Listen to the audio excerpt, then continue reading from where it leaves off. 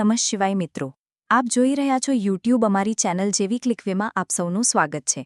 મિત્રો, આજે આ વિડીયોમાં આપણે સાંભળવાના છીએ ભાદરવા માસના શુક્લ પક્ષની ચતુર્થી તિથિ એટલે ગણેશ ચોથ, ગણેશ ચતુર્થીની વ્રતકથા, મહિમા, પૂજન, મુહૂર્ત તથા આજના ખાસ ઉપાય વિશે જાણીશું। જો કે ભાદરવા માસની આ ચતુર્થી વર્ષની સૌથી મોટી ચતુર્થી તિથિ કહેવાય છે।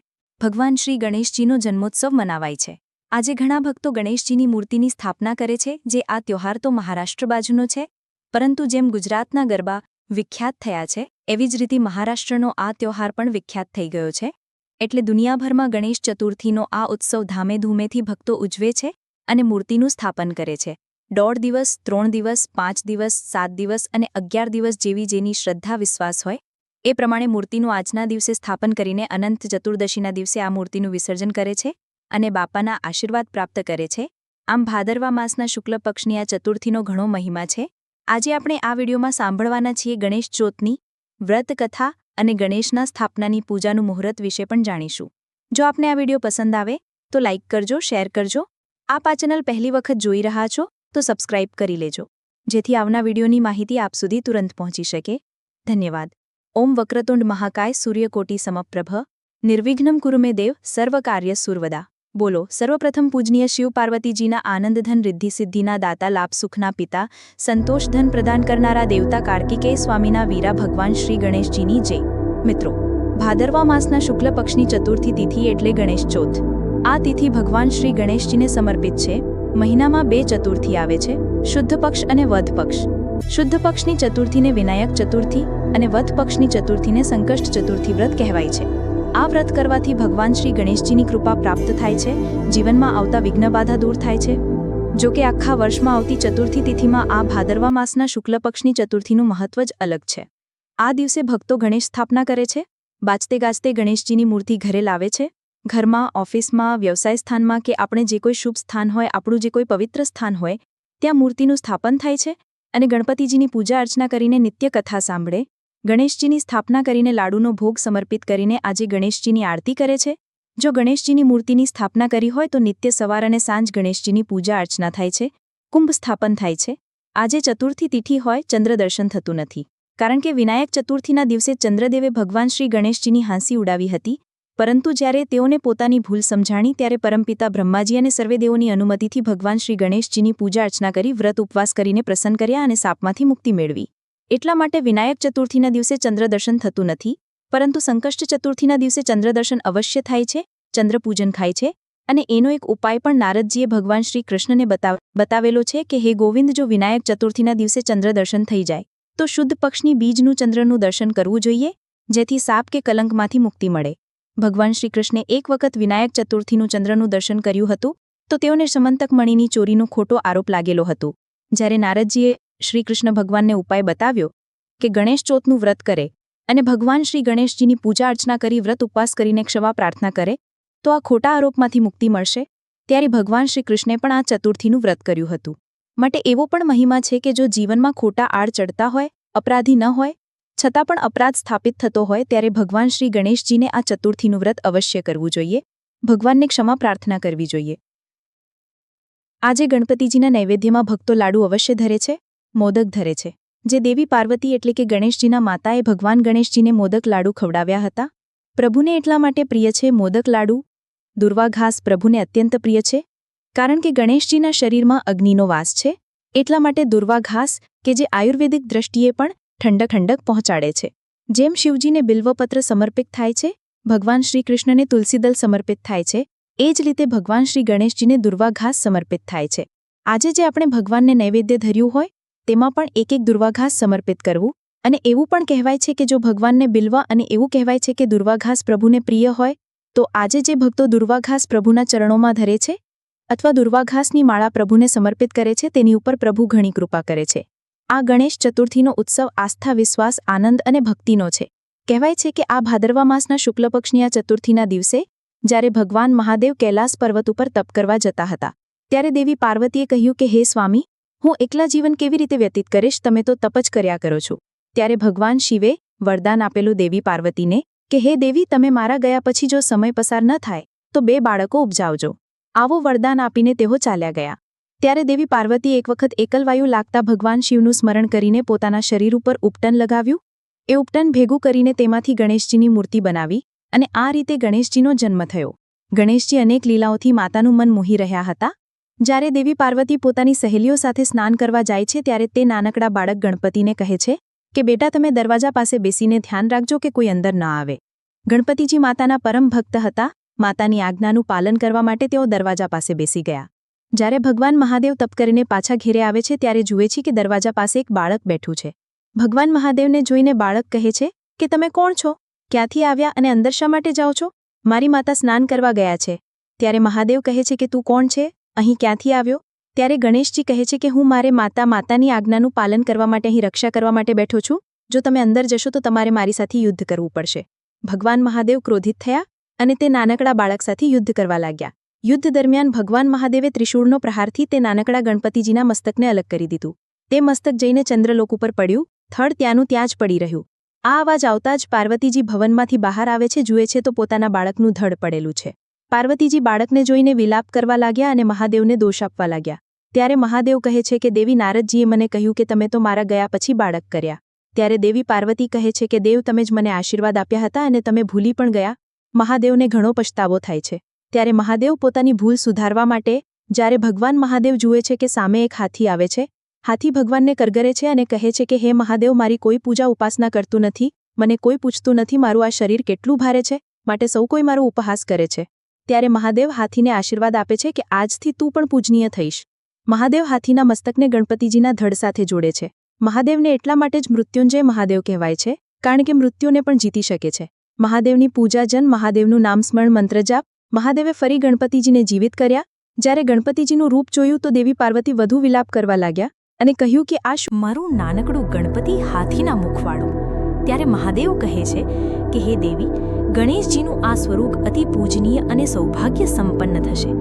જે કોઈ દેવ, દાનવ, મનુષ્ય, કોઈ પણ જીવ ગણપતિજીના આ સ્વરૂપની પૂજા અર્ચના કરીને કોઈ પણ કાર્ય આરંભ કરશે તેની વિઘ્ન બાધા ટળશે, સંકટો ટળશે. માટે ગણેશજીના જે હાથીવાળું મુખ છે તેની પૂજા થાય છે, નહીં કે ગણેશજીના અસલી સ્વરૂપની. માટે મહાદેવે જે ગણેશજીને આશીર્વાદ આપ્યા તે હતા હાથીના મુખવાળા. માટે લંબોદર ભગવાનની પૂજા અર્ચના થાય છે, એકદંતની પૂજા અર્ચના થાય છે. ભગવાન શ્રી ગણેશજીની આજે પૂજા અર્ચના કરીને સ્થાપના થાય છે. તે સ્થાપનાનું સૌપ્રથમ આપણે મુહૂર્ત જોઈ લઈએ કે ક્યાં આ ચતુર્થીના દિવસે ગણેશ મૂર્તિનું સ્થાપન ક્યારે કરવું. ભાદરવા માસના શુક્લ પક્ષની ચતુર્થી તિથિનો પ્રારંભ થાય છે તારીખ 26 ઓગસ્ટ 2025 બપોરના લગભગ 1:54 આસપાસ. જે આ તિથિ પૂર્ણ થાય છે 27 ઓગસ્ટ 2025 બપોરના લગભગ 3:44 આસપાસ. ભગવાન શ્રી ગણેશજીનો જન્મ બપોરના સમયે થયો હતો.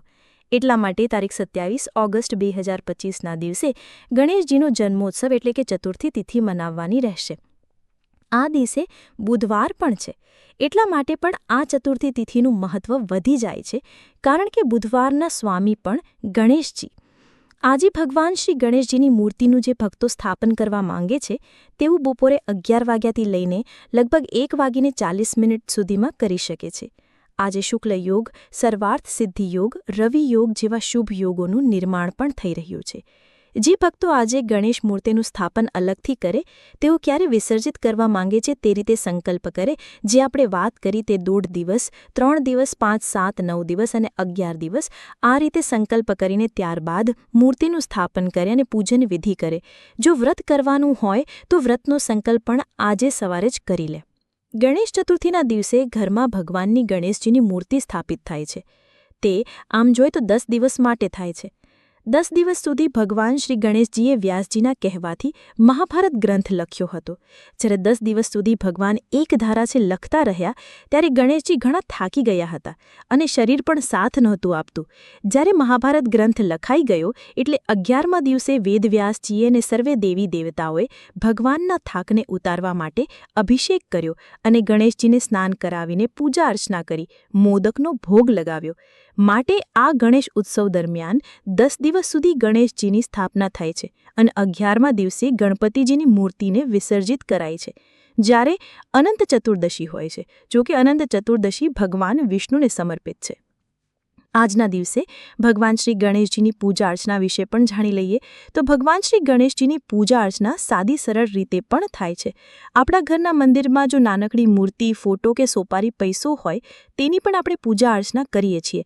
પરંતુ મૂર્તિ અલગથી આપણે સ્થાપના કરી હોય તો બાજોટ, લાલ વસ્ત્ર, ગણેશજીની મૂર્તિ, કુમકુમ, દુર્વા, અક્ષત, મોલી, રોલી, લવિંગ, એલચી, સોપારી, પાન, પંચમેવા, સિંદૂર, જનેઉ જૂડો, ગાયનું શુદ્ધ ઘી, દીપક માટે સાકર, વિવિધ ફળ, ગંગાજળ, પુષ્પમાળા, ગુલાબનું ઇત્ર, ધૂપબત્તી અને પૈસો, નારિયેલ, મધ, દહીં, ગુલાલ, અષ્ટગંધ, હળદર, ગાયનું શુદ્ધ દૂધ, મોદક, ગોળ, કળશ સમેત આ બધી પૂજા સામગ્રી તૈયાર રાખવી. અને ત્યારબાદ જ્યારે શુભ ચોઘડિયું આપણે જે મુહૂર્ત જોયું એ પ્રમાણે એક શુભ સ્થાન હોય ઘરમાં, ઓફિસમાં કે વ્યવસાયનું કોઈ પણ સ્થાન હોય જ્યાં આપણે ગણેશજીની મૂર્તિનું સ્થાપન કરવું છે, ત્યાં શુભ સ્થાનમાં ગંગાજળ છાંટીને તેને ચોખ્ખું કરી લેવું. ત્યારબાદ બાજોટ રાખવું, તેની ઉપર લાલ વસ્ત્ર પાથરવું, અનાજની ઢગલી કરીને ગણેશજીની મૂર્તિને સ્થાપિત કરવી, બાજુમાં કળશ સ્થાપન કરવું. કળશ સ્થાપન ડાબી કે જમણી બાજુ તમે કઈ બાજુ મૂર્તિનું સ્થાપન કરો છો તે પ્રમાણે થાય છે. ત્યારબાદ દીપક પ્રગટાવવો, ધૂપ કરવું, મેવા મિષ્ટાન ધરીને, મોદક ધરીને આરતી કરવી. વિધિવત પૂજન થઈ જાય પછી ગણેશજીને ક્ષમા પ્રાર્થના કરાય છે. આજે ખાસ ધ્યાન રાખવું જોઈએ, ગણેશ સ્થાપના પહેલાં બાપાની મૂર્તિને લાલ વસ્ત્ર કે પીળા વસ્ત્રથી ઢાંકીને રાખવી. જ્યાં સુધી આપણે સ્થાપના ન કરી લઈએ ત્યારે જ મૂર્તિને તે વસ્ત્રથી બહાર લઈ આવવી, એટલે કે વસ્ત્ર ત્યાં સુધી ઢાંકીને રાખવું, ગુપ્ત રાખવું. ગણેશજીની મૂર્તિ જ્યારે આપણે ઘરમાં સ્થાપન કરીએ, ચાહે ગમે એટલા દિવસ માટે, તો પણ ઘરમાં સાત્વિકતા રાખવી, વ્યસનનો ત્યાગ કરવો, પતિ પત્નીએ સંયમ રાખવું અને ભગવાન શ્રી ગણેશજીની મૂર્તિ સ્થાપના કરી હોય ત્યારે સાત્વિક ભોજનનો ભોગ લગાવવો અને પ્રસાદ પણ લેવો. આજે કળશ સ્થાપના અવશ્ય થાય છે. ભગવાન શ્રી ગણેશજીની મૂર્તિ જ્યાં સુધી સ્થાપિત રહે ત્યાં સુધી કળશ સ્થાપના હોય છે. જ્યારે આપણે મૂર્તિનું વિસર્જન કરવાનું હોય, જે દિવસ આપણે નક્કી કર્યો હોય એ રીતે, ત્યારે કળશ સ્થાપના પણ વિસર્જિત થાય છે, એટલે કે ઉઠાવી લેવાનું હોય છે. કળશ સ્થાપના શા માટે થાય છે તે પણ જાણી લઈએ. કળશ સ્થાપનાનો અર્થ થાય છે શક્તિ તત્વને આપણા ઘરમાં બિરાજિત કરવું, જેથી નકારાત્મક ઉર્જા આપણા ઘરમાં ન આવે, પૂજા દરમિયાન કે કોઈ વિઘ્ન બાધા પણ ન આવે, એટલા માટે કળશ સ્થાપના થાય છે. કળશ સ્થાપના કરવાથી ઘરમાં રહેલી બીમારી, નકારાત્મક એનર્જી, રોગ, કષ્ટ પીવામાંથી મુક્તિ મળે છે. કોઈ પણ શુભ પ્રસંગ હોય કે ઘરનું વાસ્તુ હોય, નવરાત્રિ હોય, ગણેશજીની સ્થાપના હોય, દિવાળી હોય, ત્યારે પણ કળશ સ્થાપના થાય છે, જે સમૃદ્ધિનું પ્રતીક મનાય છે. હવે આપણે જાણી લઈએ કળશ સ્થાપનાની સાદી સરળ વિધિ. એક કળશ લેવો, કળશ ધાતુનો પણ હોઈ શકે અને માટીનો પણ. તેની ઉપર એક કલાવો બાંધવો. ભગવાન શ્રી ગણેશજીનું સ્મરણ કરીને, ભૂમિને પ્રણામ કરીને, એક ચોકી જે આપણે રાખેલી છે, બાજોટ રાખેલો છે, વસ્ત્ર પાથરેલું છે, તેની ઉપર અનાજની ઢગલી કરીને તે કળશની સ્થાપના કરવી. ત્યારબાદ કળશમાં ગંગાજળ કે શુદ્ધ જળ ભરવું. ચંદન, રોલી, હળદરની ગાંઠ, પુષ્પ, દુર્વા, અક્ષત, સોપારી, સિક્કો નાખવો અને 5 પત્ર લેવા. ચાહે આસોપાલવના હોય કે નાગરવેલના હોય કે કોઈ પણ વૃક્ષના પણ અલગ અલગ 5 પત્ર લઈ શકાય છે. કળશ ઉપર રાખવા. તેની ઉપર એક શ્રીફળ રાખવું. શ્રીફળમાં ચૂંદડી પણ વીંટાળી શકાય છે અને મોલી પણ બાંધી શકાય છે. ભગવાન શ્રી ગણેશજીનું સ્મરણ કરીને આ રીતે કલશની સ્થાપના કરવી. પૂજા દરમિયાન કલશની સ્થાપના કરવાથી વાતાવરણ ઘરમાં શુદ્ધ રહે છે અને પૂજામાં એકાગ્રતા પણ વધે છે. કલશની સ્થાપના દેવી દેવતાની બાજુમાં કરી શકાય છે અથવા ઘરમાં ઈશાન ખૂણો હોય ત્યાં પણ કલશની સ્થાપના કરી શકાય છે. આ રીતે ભગવાન શ્રી ગણેશજીનું પૂજન થઈ જાય પછી આરતી કરીને પ્રસાદ વેચીને વ્રતકથા અવશ્ય સંભળાય છે. આવો આપણે સાંભળીએ ભાદુરા માસના શુક્લ પક્ષની ચતુર્થી તિથિની વ્રતકથા, ગણેશ ચોથની વ્રતકથા. બોલ ભગવાન શ્રી ગણેશજીની જય. ભાદરવા માસની અજવાળી ચોથે ગણેશજી રિદ્ધિ સિદ્ધિ સાથે કૈલાશ રહ્યા હતા. આકાશ માર્ગે જતા દુંદાળાદેવનું મુખ જોઈને ચંદ્ર હસવા લાગ્યા. તેમની મોટી ફાંદ, લાંબી સૂંઠ, ગોળ મટોળ દેહ જોઈને ચંદ્ર તેમની ઠેકડી ઉડાડવા લાગ્યા. ચંદ્ર બોલ્યા, કેમ ગણેશજી, આજે બ્રહ્મદેવે તમને ભૂખ્યા કાઢ્યા કે શું? જુઓ ને, તમારું પેટ તો દેખાતું જ નથી. છતાં ગણેશજી કાંઈ ન બોલ્યા અને ધીમા પગલે આગળ ચાલતા રહ્યા. એટલે વળી પાછા ચંદ્ર બોલ્યા, આમ ધીમે ધીમે પગલે લે કૈલાશ પર્વત ઉપર ક્યારે પહોંચશો? વાહન જોઈતું હોય તો લઈ જાઓ. છતાં પણ ગણેશજી કંઈ ન બોલ્યા અને ત્યારે ફરીથી ચંદ્રદેવ બોલ્યા, શું રૂપ ઘડ્યું છે? આમ કહીને ચંદ્ર ખડખડાટ હસવા લાગ્યા. અત્યાર સુધી ચૂપ રહેલા ગણેશજી ચંદ્રદેવનું આ અભિમાન સહન ન કરી શક્યા. તેઓ ચંદ્ર ઉપર ખૂબ જ ગુસ્સે થયા અને શાપ આપતા બોલ્યા, હે ચંદ્ર, તમને તમારા રૂપનું ઘણું અભિમાન છે. આજે મારી ઠેકડી કરી મને ઉશ્કેર્યો છે, માટે તમને હું શ્રાપ આપું છું કે આજના દિવસે એટલે કે ભાદરવા માસના શુક્લ પક્ષની ચતુર્થી તિથિના દિવસે જે તમને કોઈ જોશે, ભૂલે ચૂકે પણ જોશે, તેમણે અણધાર્યા આફતનો સામનો કરવો પડશે. આટલું બોલીને ગણેશજી તો પોતાની મંદ ગતિ પ્રમાણે હળવે પગલે ચાલવા લાગ્યા. ચંદ્રદેવને ગણપતિજીની ઠેકડી મોંઘી પડી. ગણપતિજીનો શ્રાપ સાંભળતા જ ચંદ્રદેવ ધ્રુજી ઉઠ્યા. તેને પોતાની ભૂલ સમજાઈ, પણ હવે થાય શું? શ્રાપને જાણ થતાં ત્રિલોકમાં હાહાકાર મચી ગયો. બધે એક જ વાત વહેવા લાગી કે ચંદ્રદેવને જોશો તો અણધાર્યા સંકટો આવશે. હવે ચંદ્રદેવ કોને મોં બતાવે? તે તો લજ્જાના માર્યા જળમાં રહેલા કમળમાં છુપાઈ ગયા. આથીથી ચારે બાજુ અંધકાર છવાઈ ગયો અને હાહાકાર મચી ગયો. દેવો, ગંધર્વો અને ઋષિઓને ચિંતા થવા લાગી કે હવે 12 માસ અંધારી રાત કેમ બેઠાશે. બધા દેવતાઓ બ્રહ્માજી પાસે ગયા ગણેશજીના શ્રાપની વાત કરી ત્યારે બ્રહ્માજી બોલ્યા, વિઘ્નહર્તા ગણપતિજીનો શ્રાપ કદી મિથ્યા ન થાય. ગણપતિજીનો શ્રાપ નિવારણ કરવા માટે હું સ્વયં બ્રહ્માજી, શિવજી કે ભગવાન વિષ્ણુ સમર્થ નથી. છતાં શ્રાપનું નિવારણ કરવા માટે ચંદ્રાએ ગણેશજીનું વ્રત અવશ્ય કરવું જોઈએ, રીઝવવા જોઈએ, ભૂલ બદલ ક્ષમા માંગવી જોઈએ. આ વ્રત ભાદરવા માસને શુક્લ પક્ષની ચતુર્થીનું છે. ગણપતિજીની કોઈપણ ધાતુની મૂર્તિ બનાવીને તેની સ્થાપના કરીને વિધિવિધાનથી પૂજા કરવી, નૈવેદ્યમાં લાડુ ધરવા, ત્યારબાદ પૂજા સંપન્ન થઈ જાય એટલે એ મૂર્તિનું વિસર્જન થાય છે.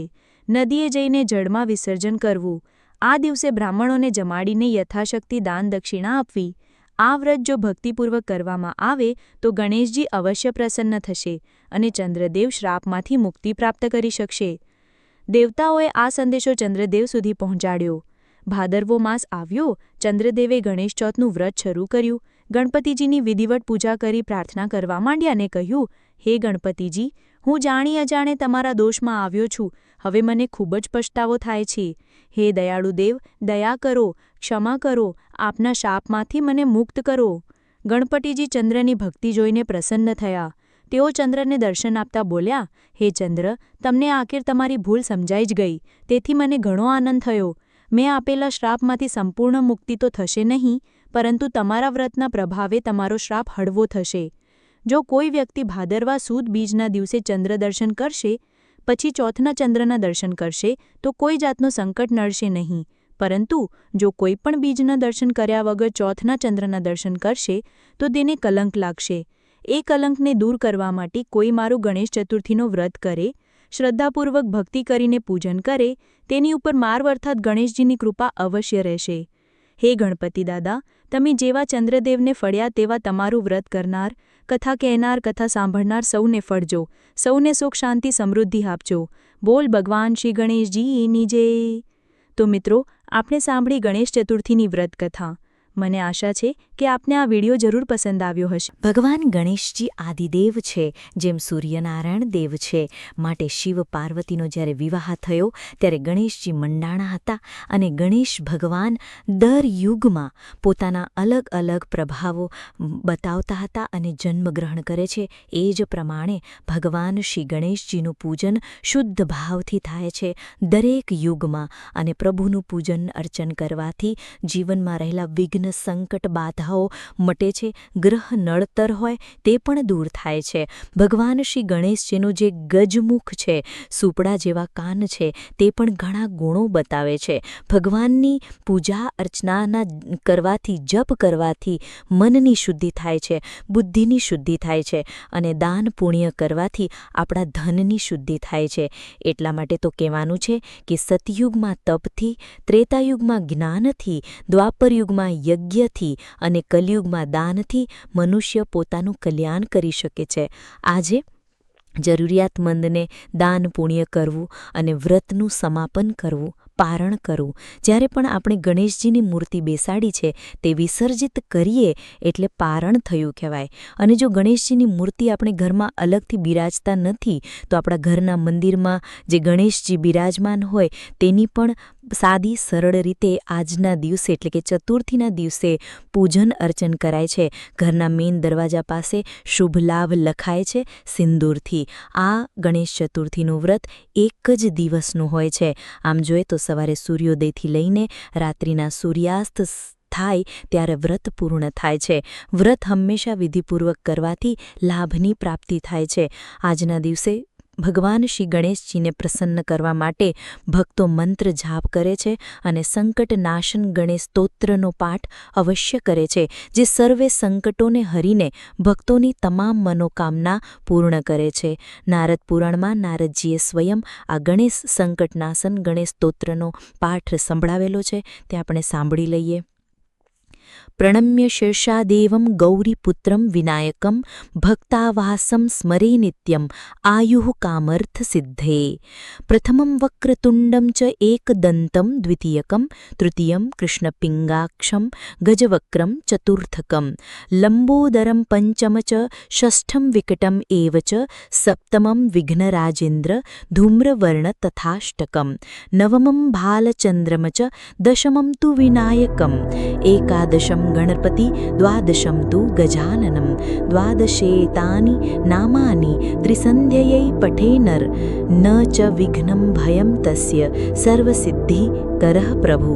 વિદ્યાર્થી લભતે વિદ્યામ ધનાર્થી લભતે ધનમ પુત્રાર્થી લભતે પુત્રામ મોક્ષાર્થી લભતે ગતિમ. જપેત ગણપતિ સ્તોત્રમ ષડવીર માસે ફલમ લભેત સંવત્સરેણ સિદ્ધિ ચ લભેત નાત્ર સંશય. અષ્ટેભ્યો બ્રાહ્મણેભ્યો લિખિત્વા સમર્પયેત તસ્ય વિદ્યા ભવેત સર્વા ગણેશસ્ય પ્રસાદત. ઇતિ શ્રીનારદ પુરાણે સંકટનાશન ગણેશ સ્તોત્રમ સંપૂર્ણમ. આ રીતે સંકટનાશન ગણેશ સ્તોત્રનો પાઠ કરીને ભગવાન શ્રી ગણેશજીના 12 નામ છે તેનો જપ થાય છે. ઓમ સુમુખાય નમઃ, ઓમ એકદંતાય નમઃ, ઓમ કપિલાય નમઃ, ઓમ ગજકર્ણાય નમઃ, ઓમ લંબોદરાય નમઃ, ઓમ વિકટાય નમઃ, ઓમ વિઘ્નનાશાય નમઃ, ઓમ વિનાયકાય નમઃ, ઓમ ધૂમ્રકેતવે નમઃ, ઓમ ગણાધ્યક્ષાય નમઃ, ઓમ ભાલચંદ્રાય નમઃ, ઓમ ગજાનનાય નમઃ.